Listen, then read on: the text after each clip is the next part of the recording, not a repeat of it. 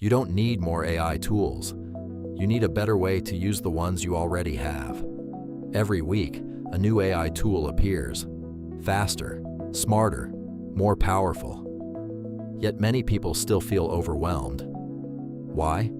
Because collecting tools isn't the same as getting results. The problem isn't AI. The problem is working without a system. The best AI users don't start with a tool. They start with a goal. First, they define what they want to achieve. Then they choose the right tool for that specific job.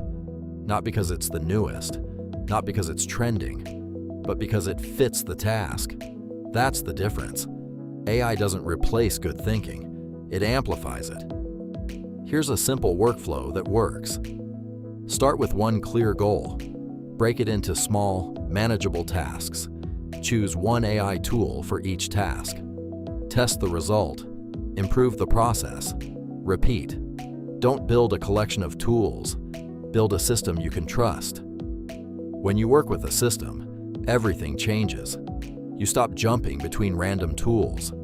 You spend less time deciding and more time creating.